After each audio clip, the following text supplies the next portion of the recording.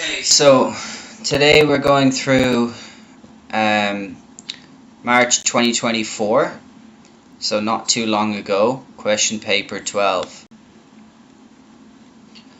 And we'll start at the bottom. So again, we can see the same thing as 2023. It's a question on the current account balance of payments, and this time they're asking us about specifically what's in the different components. So for primary income, the dividends and interest from investment in other countries is included, so that's the correct answer. Expenditure on accommodation by international tourists visiting a country, that would be included in the balance of trade in services. The expenditure on imported raw materials would be included in the balance of trade in goods, and social security payments paid to residents living abroad, that would classify as secondary income.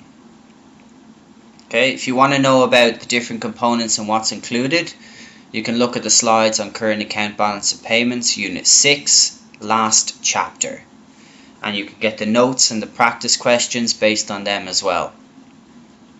So primary income includes compensation of employees, etc., and dividends and interest from investment in other countries, multinationals sending back those funds. Okay, question 29, same like 2023 again, it's a foreign exchange question. So foreign exchange market for the Singapore dollar in exchange for the US dollar. Okay, so on the bottom here we have the quantity of Singapore dollars, and then we have the price of Singapore dollars in terms of US dollars. We're told that Singapore imports more goods from the US, but there is no change in Singapore exports. What's the new equilibrium? Okay, so we start at X, right? And then in this circumstance, if you want to think about it really simply, if people in Singapore are buying more goods from the United States, what are they going to have to do? They're going to have to supply more Singapore dollars to change into US dollars, right? Because they're going to pay in US dollars for those goods. Therefore, the supply of Singapore dollars is going to increase or shift to the right, and it will also cause a depreciation of the currency also. So as we buy more, the quantity of Singapore dollars that we're trading for US dollars will increase, the price in comparison with US dollars will decrease, and the quantity of Singapore dollars will increase. Why will the quantity of Singapore dollars increase? Because we're providing more Singapore dollars into the foreign exchange market to be changed for US dollars. So exports would have the opposite effect, right? Imports, in this case, supply would shift to the right as we change more Singapore dollars for US dollars.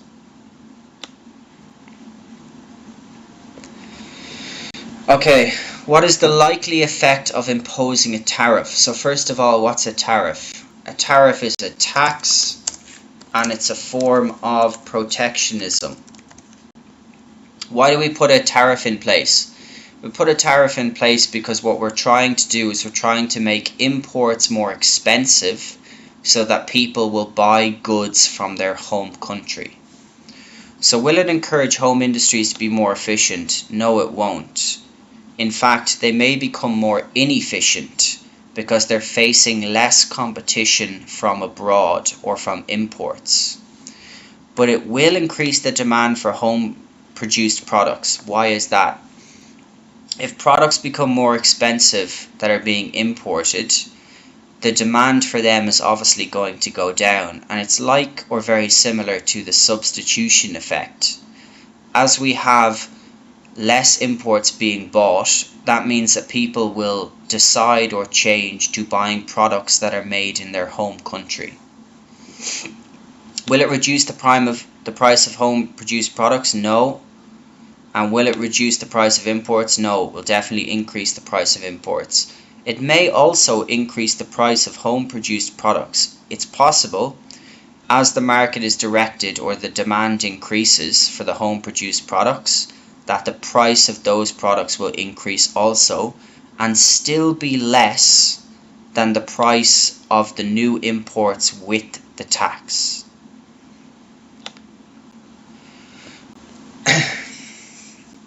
Okay, question 27.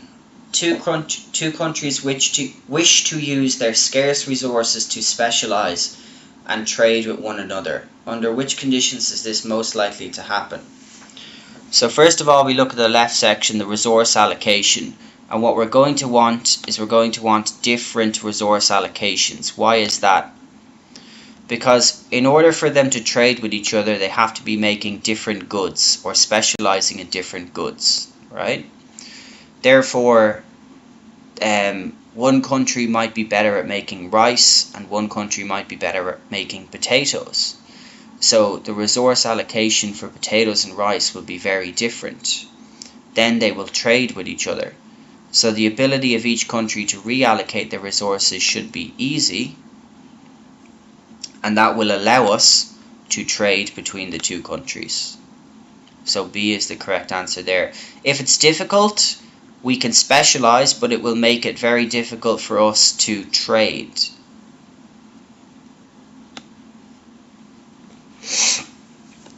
Okay, question 26. What is the most likely cause of an increase in poverty in developing countries? So, would it be an increase in trade union bargaining power? No. That might reduce poverty. People are getting better deals from their employers. Increase in international tourism might do the same because it's going to bring more money and more jobs into the country. Increase in education provision. As people get access to better education, that's also likely to decrease, not increase poverty. So an increase in poor nutrition and ill health, that's the one that is most likely to increase the poverty level in developing economies.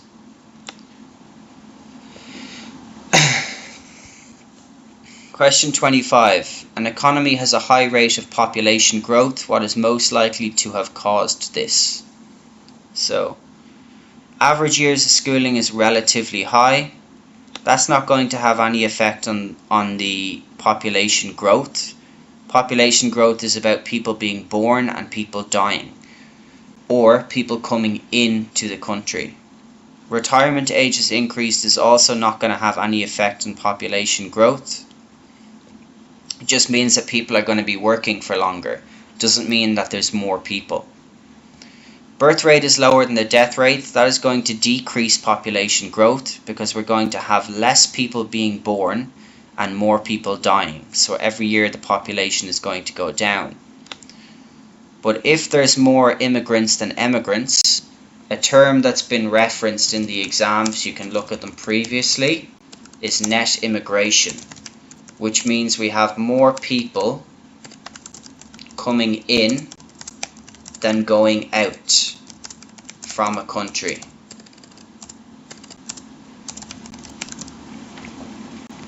So that would result in high population growth.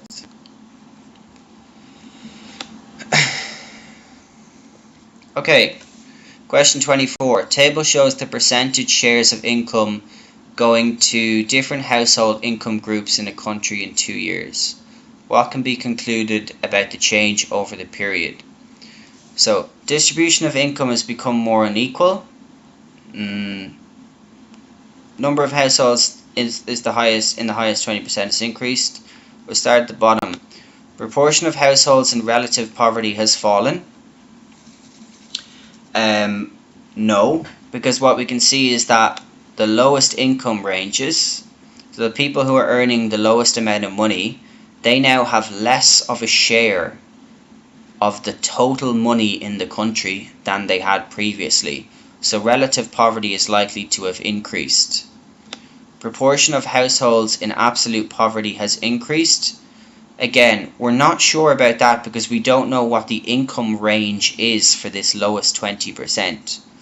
So we don't know if that lowest 20% is earning less than the absolute poverty rate, which is decided by the World Central Bank. The specific amount is in your slides. I can't remember exactly now, but it's something like $2 a day. but we don't have that information. We only have the share of income they're receiving. The number of households in the highest 20% is increased. That also cannot be concluded. It's possible that it could have happened, but we can't conclude that from the information because we're only told about the share that they have. There may actually be less households in the top 20% now, but they may just have more money each.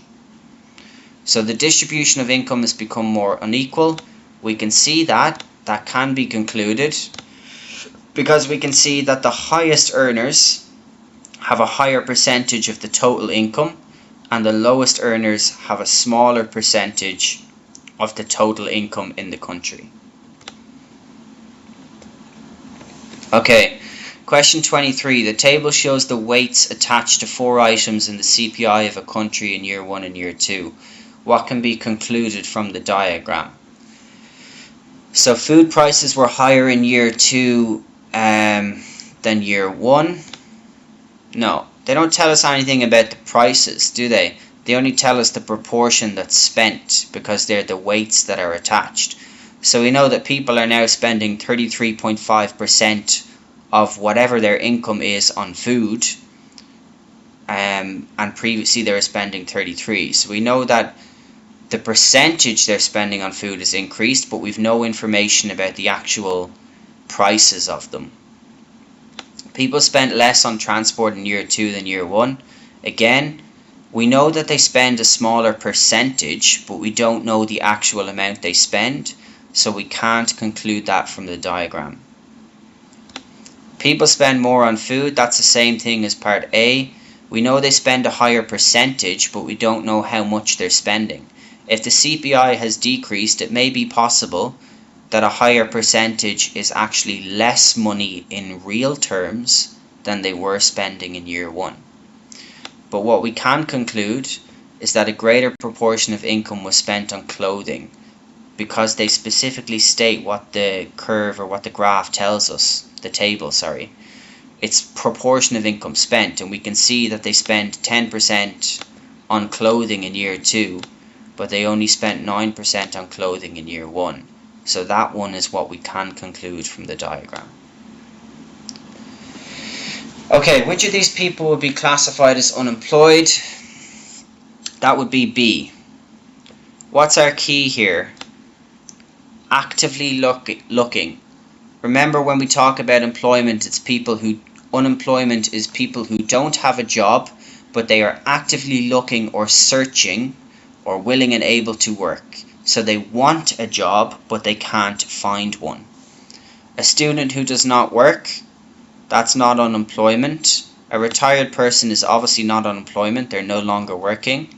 And an adult who does not have a job and stays at home to provide childcare is not actively looking for a job, does not want one. They would not be part of the labour force. Okay. In a mixed economy, a government provides some goods that markets cannot. What is the name of these goods? They're public goods. Okay, so what's the difference? Merit goods in a free market economy can be provided, but they are under-consumed. So the government has to put in place subsidies, etc., to try and increase the consumption. However, public goods, because we can't charge a price for them as private companies, not provided in the free market. Therefore, the government has to step in and provide public goods. So that's the difference there. If they said, for example, some goods can be provided but are under-consumed, then it would be a merit. Economic goods are goods that have factors of production used. Free goods are goods that are not scarce and don't have any factors of production, like air or water. Economic goods are 99.9% of goods that we see every day. So they're water bottles, pens, tables, etc. We need factors of production to make them. Okay, question 20. 3 statements about policy measures are listed. Improved education, deregulation, reduction in the basic rate of income tax. What are the supply side policy measures that would enable the government to make the income distribution more equal? Okay, so the first thing to note is that each one of these three, they are all supply side policies that can be used. But how do we redistribute income? We need to use improved education and training and reducing the basic rate of income tax. So our correct answer is C. Now, why is it C? Improving education and training is going to give people access to more skills, more knowledge, etc. that will allow them to go and set up their own businesses, even if they come from a poor family, or have opportunities to go study in good universities, even if they come from a poor family, and get a good job in the future. If we reduce the basic rate of income tax, what that's going to do is it's going to give poor people more money. So it may actually increase their spending power, which will make income distribution more equal also. If we deregulate an industry, that just means that we're removing the restrictions on an industry. It doesn't necessarily mean that income will become more equal. It just means that we're going to have more firms entering into the market. So the prices may become more competitive in the market, but it's not going to distribute income itself. So it'll be income tax or education and training in these instances. Okay. An economy has a high rate of inflation. Which monetary policy is required to reduce inflation? So without even looking at it, we know that we're going to be using contractionary monetary policy here because we want AD to go left. So what we'll do is we'll just write what some of the contractionary monetary policies are. So that would be interest rate goes up, credit regulations go up, so we make it harder for people to borrow money, we put more rules in place. The money supply goes down, we've got less money circulating in an economy, and we have an appreciation of the currency, which will result in export prices going up, so less exports, and import prices going down, more imports, which would mean that X minus M in our components of AD would go down. So if we look at our answers here, we can see C is the correct answer. Depreciation against the US dollar, what's that going to do? That's going to make AD go right. It's an expansionary monetary policy. Increase in the money supply, AD will also go right. It's also an expansionary monetary policy. And an increase in the basic rate of income tax, that is a fiscal policy. It is not a monetary policy, which we can see is what the question has asked us. Okay, so once we know our contractionary and our expansionary and what happens with each, these questions become really simple. Okay, question 18. What is likely to increase with economic growth? So, first of all, cyclical unemployment is unlikely. With economic growth, we're likely to move AD to the right, okay, or AS to the right in certain circumstances to increase our potential growth. Cyclical unemployment is where we have a lack of AD, so AD will be left, not right. Stock of natural resources, that's also false. We're likely to use more resources as we get more economic growth. Okay? Therefore, the stock of natural resources will not increase, it's likely to decrease with economic growth. The budget deficit is also likely to decrease with economic growth. Now, why is this? As people get more money, what's likely to happen is that they will be spending it on different areas like imports, etc. And what we see with a lot of developed economies is that as they continue to grow, the budget deficit, if you can't remember what it is, it's government revenue minus government expenditure. And the expenditure from the government is likely to come down as we have economic growth, while their revenue is likely to increase. because more people will have jobs and be getting more income, the government is likely to be collecting more revenue from their tax, and therefore they can reduce or they can cut their spending. So budget deficit will be increased, or it's likely to be decreased, Income per head will increase. Economic growth, national income, employment and living standards are all likely to increase in line with economic growth. And my students will know I've put that on our curves for AD and AS. When GDP goes right, those three things are linked, and when GDP goes left, those three things go down. So if the question was about a recession or about a reduction in economic growth, income per head would reduce, living standards might reduce, and employment also might reduce. Okay, an economy is experiencing a period of deflation with lower output and rising unemployment. What policy measure would the government be most likely to use to correct this? So first of all, if it's lower output and rising unemployment, we know that this is likely to be bad deflation. Okay, now if it's bad deflation, once we draw our diagram, we can understand how do we fix it. Do we need to fix AD or do we need to fix AS? That's a funny looking curve. Here's our AD. Now deflation is a reduction in the price level, so we know that the price level has to come down from where our current equilibrium is in here, and that would be due to AD moving left. So how do we fix this type of bad deflation? Because this would result in, if I just move it down here, and we can see, this would result in P and P1 deflation because our price level has gone down, and rising unemployment because our real GDP has gone down or moved left with lower output. And I explained in the last question about how this is linked to national income, living standards and employment. So they would all go down as real GDP goes down. So to fix this, because AD has gone left, we're going to have to shift AD back to the right. So we know that we're going to have to use fiscal or monetary policy. So straight away we can get rid of education and training because that's a supply side policy.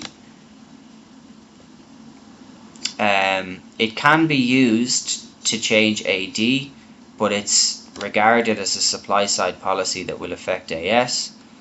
Will we increase interest rates? No, that is a contractionary monetary policy. So that's contractionary monetary policy. That would move AD to the left. That would result in even higher unemployment and even lower output. Can we reduce income tax?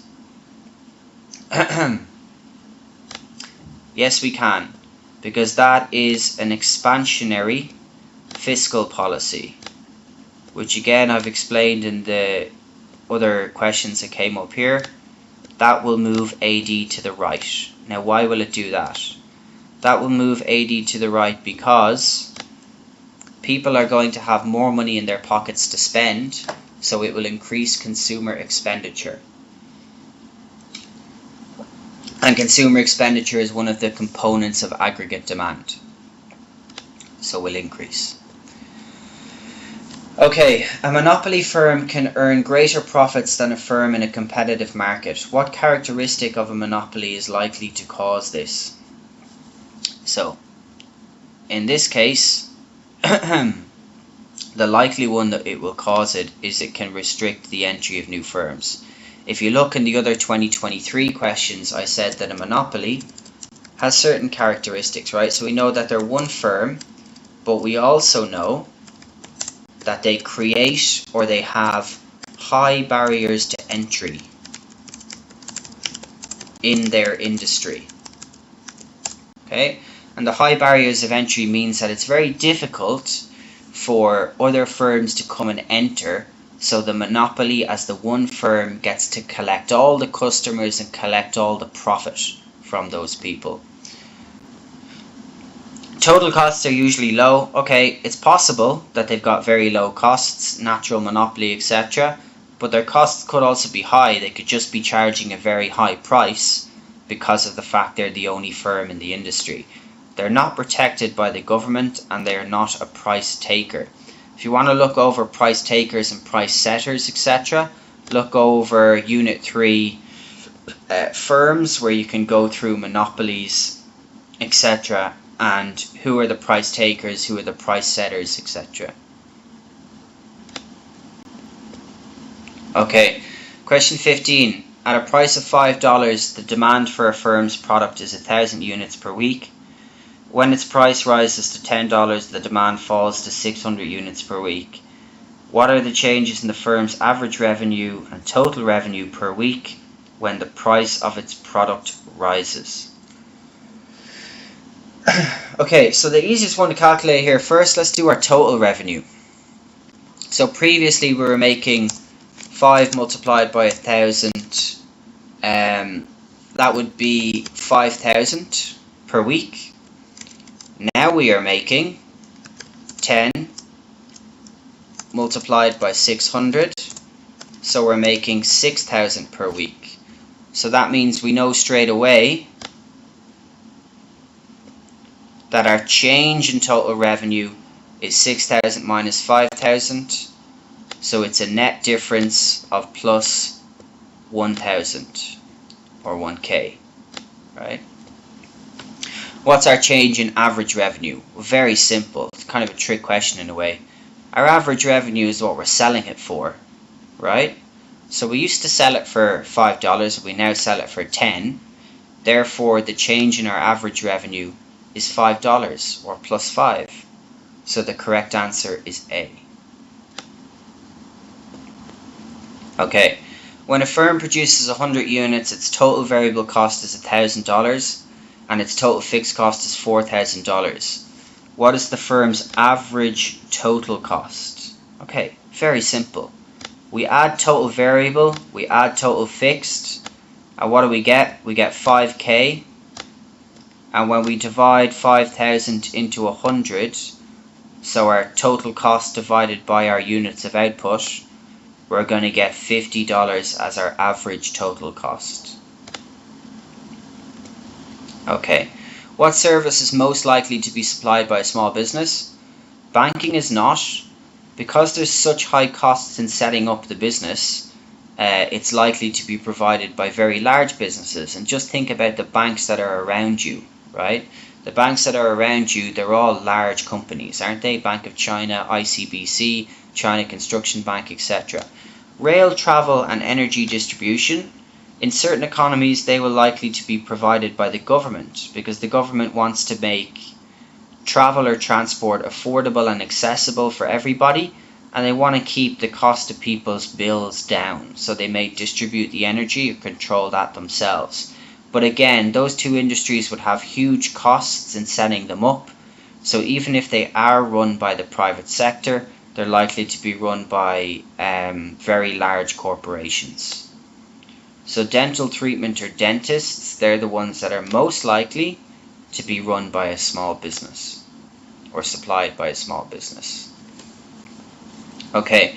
Question 12. The diagram shows the demand for and the supply of labour for farm workers with an initial equilibrium of X.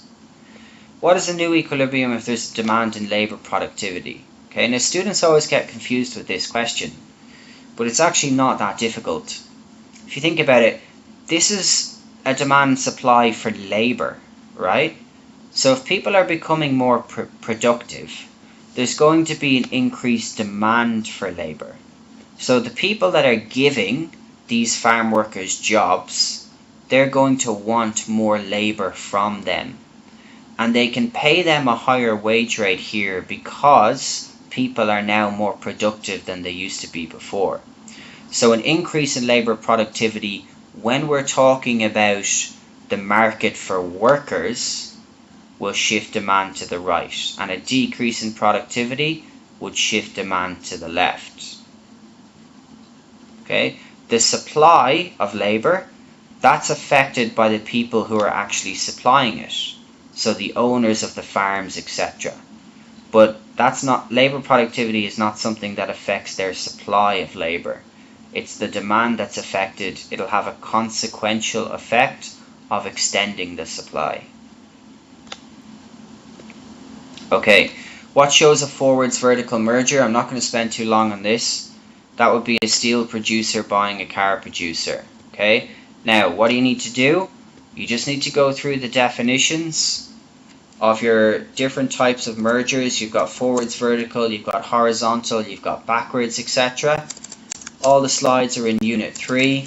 Look at your firms, production, etc. slides. Definitions and concise definitions are all provided in there. Okay, so just go through those. All the other types of mergers here are those different ones that I've mentioned. You've also got conglomerates as the one slipping my mind there also. Okay, question 10. Table shows information about 4 financial institutions. What institution is most likely to be a commercial bank? So first of all, governments do not control the commercial banks. They do control the central bank. Commercial banks, therefore, because they're not controlled by governments, they are likely to have shareholders. So private investors that get to keep the profit that's generated by those banks. If it's not owned by shareholders, then it would have some government control because it wouldn't be a private company in that instance. Okay, a firm is considering doubling the price of its product. What PED for its product would give greatest increase in revenue? So we've got perfectly inelastic, relatively inelastic,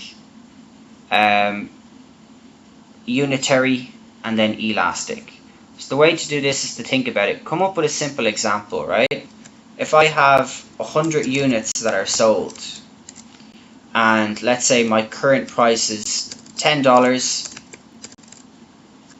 and we're going to $20, okay? Calculate it based on the PED. So when we're at a PED of 0.0, our new revenue is going to be 20 multiplied by 100, which should give us 2,000 in total revenue. When it's 0.5, remember that we're doubling, so we're increasing price by 100%. So our formula would be x over 100 equals 0.5. That means demand has to decrease by 50%.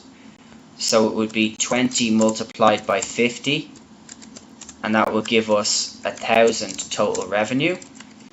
If it's -1, our revenue is going to stay the same because demand will decrease by the same amount that our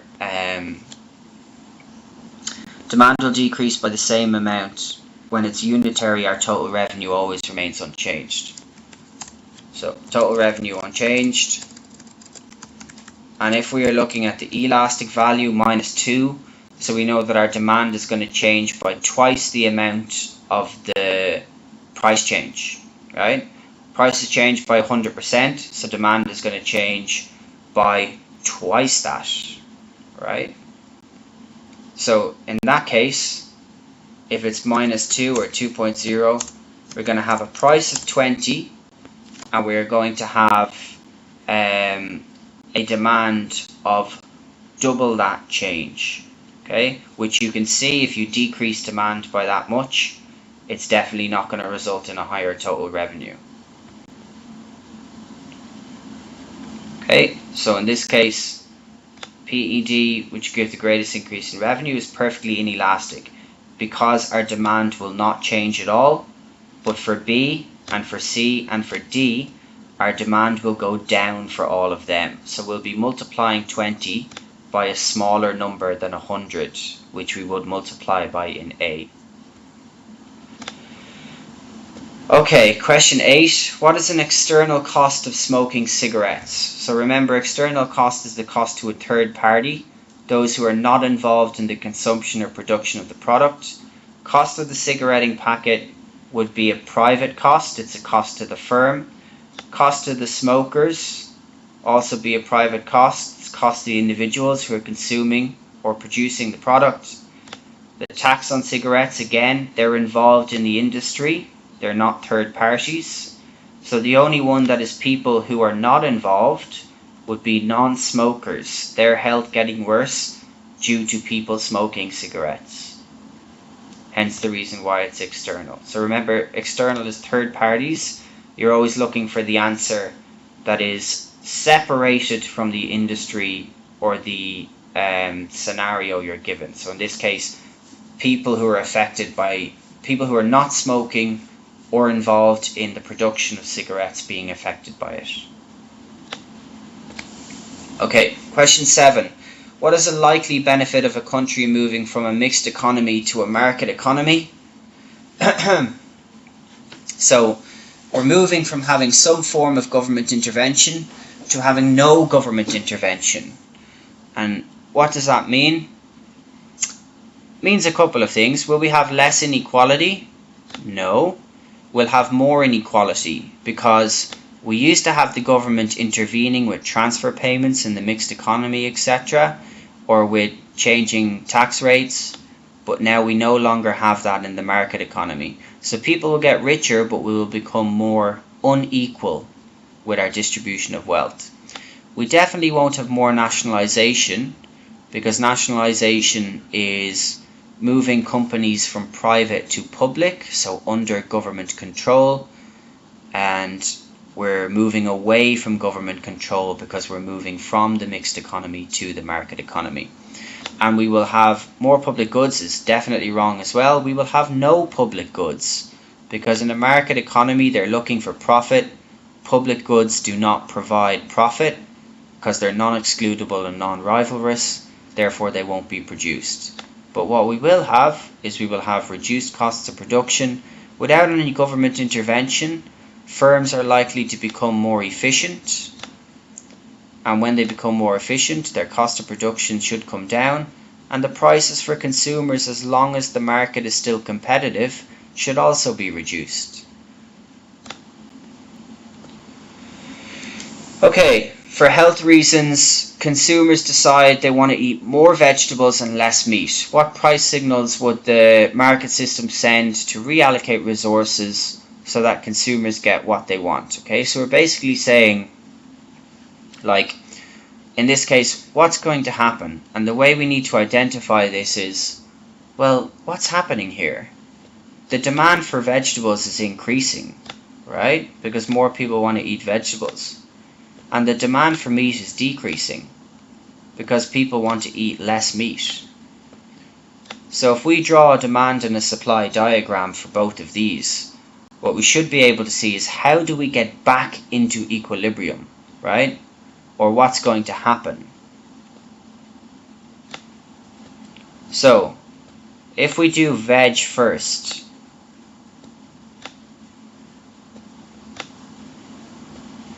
we know that demand is going to increase for veg, so we're going to shift to the right. And what are we going to see here? If I can just show you quickly, you don't need to draw the full diagrams.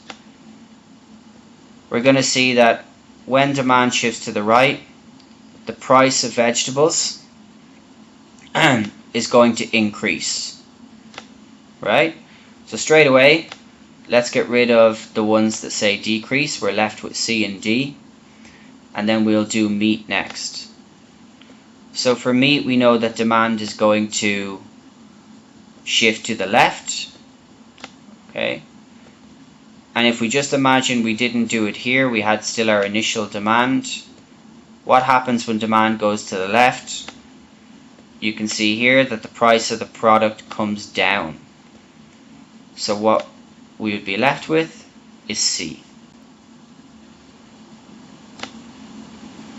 Okay, what would not cause a shift in the supply curve? So you need to go through your reasons for your shifts, etc.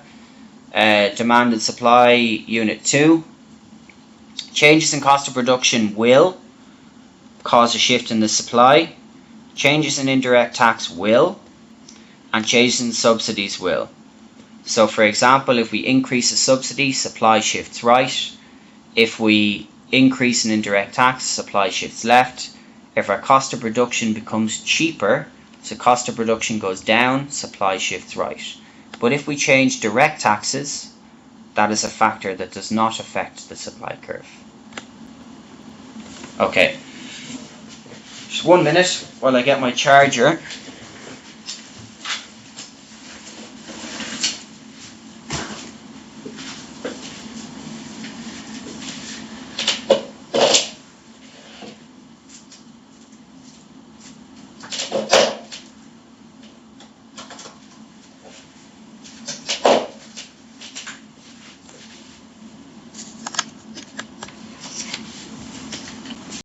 Okay, question 4, point shows two demand curves. What movement between points shows contraction and demand? So first of all, D2, anything here on D2 is going to be wrong because that's a shift. It's not an extension or contraction. So any answer with L in it, we can get rid of those. Now what's a contraction? Contraction is where price goes up and the quantity that's demanded goes down, right? So let's check this out. K to M. So if we start at K, this is where our demand is. Price of the product goes down and the quantity that's demanded of the product would increase. So can't be K to M either. Therefore it's got to be K to J. And we'll see that here. We start at K. We'll put in P here and Q here. Price of the product will increase. So what we'll see is a movement to the left on the quantity, a contraction in demand. Okay. Question 3, the diagram shows a production possibility curve for digital televisions and CD players. Which movement shows an increase in the use of existing resources to increase production for both televisions and CD players? Now the key thing to remember is increasing the existing production in the use of existing resources means that we're moving from somewhere in to somewhere closer or on the curve, because we're just making use of better resources. It's only a shift if there's an increase in the quantity and or the quality of resources. So if we check these out, X to W, does that match our being inside to on? Yes, it does. But if we go straight across here, we can see that from W, we'll actually be making less digital televisions. And we're told that we've increased production for both of them. So Z to Y would be making or decreasing the use of existing resources because we're on the curve to inside. So that's also wrong. Z to W, remember that when we move along the curve, that's just a reallocation of resources. Doesn't mean that we're using or making better use of resources. It means that we're creating an opportunity cost because we've decided to make more CD players instead of making as many digital televisions. So the correct one is X to Z, because if we test it here, at Z we're making more CD players and more digital televisions than we were when we were at X. Right, and we can see that down here. If you look at the blue dots that I'm marking in on the curve, the points are higher than what we started. And we're moving from inside to on, so it's showing that we're making better use of those resources. Okay, a government announces that it will spend an extra 10 billion on healthcare financed by reducing expenditure on defence.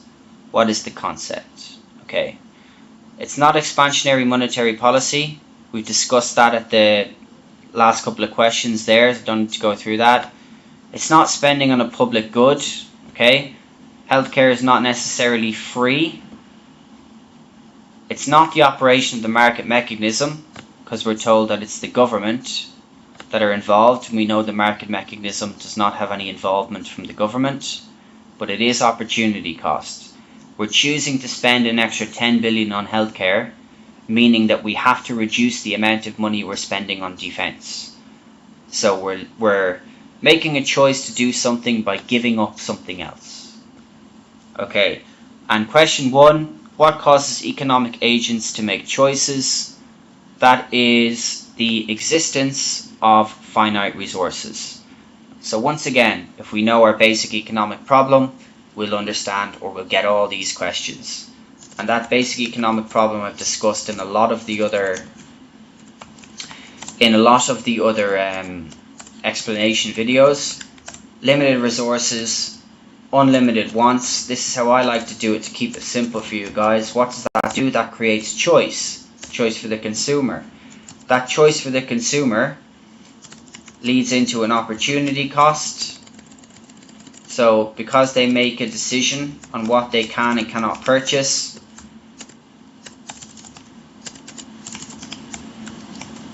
and we also have scarcity, right? Our 5 key terms, not necessarily in that order, but they're the idea behind the basic economic problem. And our questions will always be directed at those 5 terms. So if we just learn it that way, we're going to get all these questions right. Okay, thank you for listening.